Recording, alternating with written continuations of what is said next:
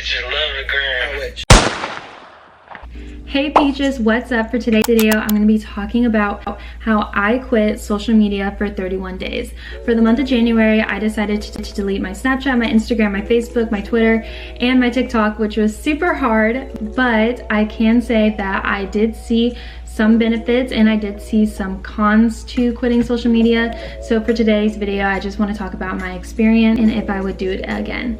So first things first, I had an addiction to social media. It was so bad. Anytime someone would text me, I would instantly go to Instagram or I would instantly go to TikTok and I would just scroll through for 30 minutes to an hour at a time. Like literally it was muscle memory. So when I quit all my social media, I saw myself going to try to go onto social media and I was like, oh wait, I don't have social media. So I was like, what do I do now? So it was really weird, but I'm really glad that I did the challenge. So in the first 2 weeks, I did see myself being anxious and like feeling a little bit lonely and like disconnected, because that is one of the main resources that I use to communicate to my friends. So I was texting all my friends and I was like, hey guys, like I'm not on social media, so if you want to talk to me, like you have to text me, right?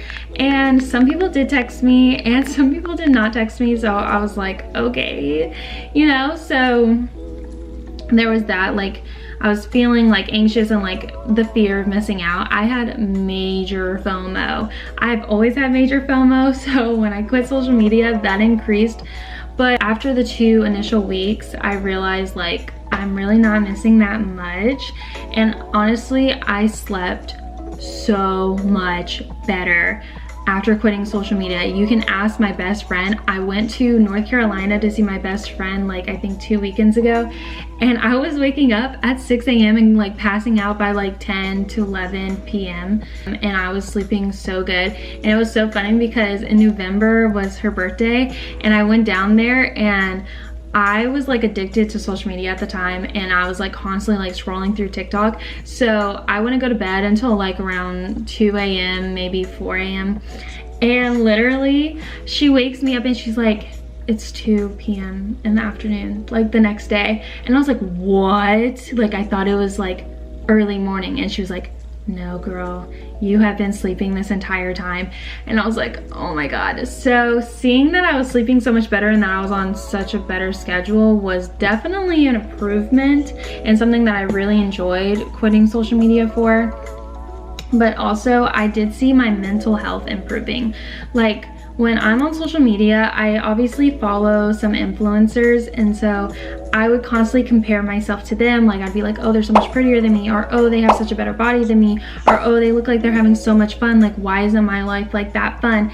And I kind of just had to remind myself that like social media is like fake. Like we know people based on their social media. We don't actually know these people, especially with influencers. So I had to realize like they obviously aren't going to be posting like when they're feeling really down, and if they do, it's still not to the full extent. So I definitely saw like an improvement in my mental health, which was definitely a plus. I also was very productive. Like I started up my YouTube channel, and I know some people are gonna come for me and be like, isn't YouTube like social media? And yes, YouTube can be a platform of social media, but I don't necessarily, like none of my friends are really on YouTube, and I was using YouTube in more of like an educational purpose. Like I wasn't just like using it for entertainment. I was using it more for like trying to like figure out how to work a brand, how to brand myself, how to grow my YouTube channel. So I was using it more in like that terms. So don't come for me saying, oh, you were posting YouTube videos during your 31-month cleanse. Like no, okay, like I know, but I think it's different. I think it's different. You can put in the comments if you think it's different or not, but I think it's different. So I definitely saw myself being more productive. I was focusing on myself and I was focusing on my goals and how I wanted to achieve certain goals. So I decided for my YouTube channel that each month I'm gonna try to do a different challenge. So obviously for the month of January, I did the social media cleanse where I was on social media for 31 days, and then for February I have something coming up, so stay tuned for that. I'm really excited about it and I can't wait to see how it turns out.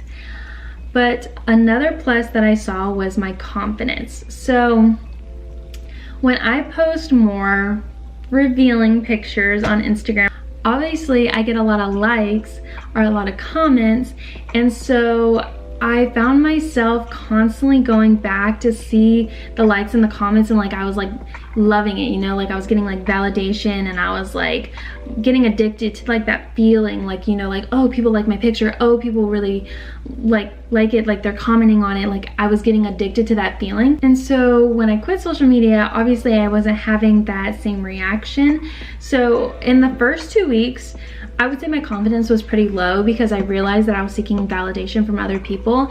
But then I started like working myself, like I started going to the gym, I started like eating a little bit better, I started sleeping better, and I did see an improvement in my actual physical body and in my mental health. So naturally my confidence boosted towards the end of it. So that was definitely a plus. And also too, I had less headaches. Oh my gosh, the amount of headaches that I get from scrolling on my phone or constantly being on my iPad is ridiculous.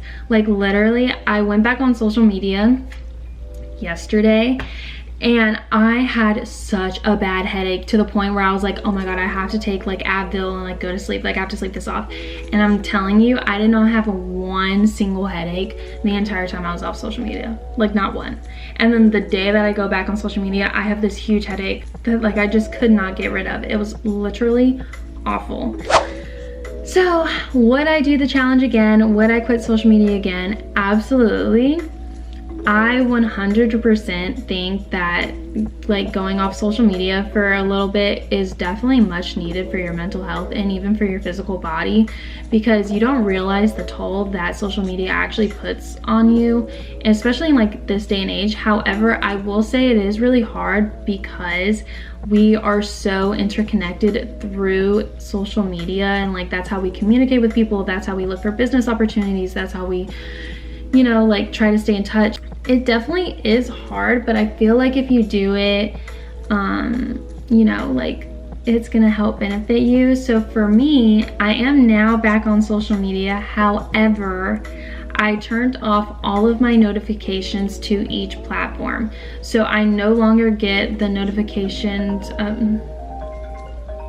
And honestly, now that I'm back on social media, I've made it to where I get no notifications. Like I literally do not get any notifications from any platform anymore, because I just don't want to be addicted and I don't want to seek for validation anymore. And plus also too, like it kind of helps in the sense that like it makes you less available to people. Like some people might take you for granted and think that you're available all the time. So when you do that, like it shows that you're not always available. So people will start to value the time that they have with you.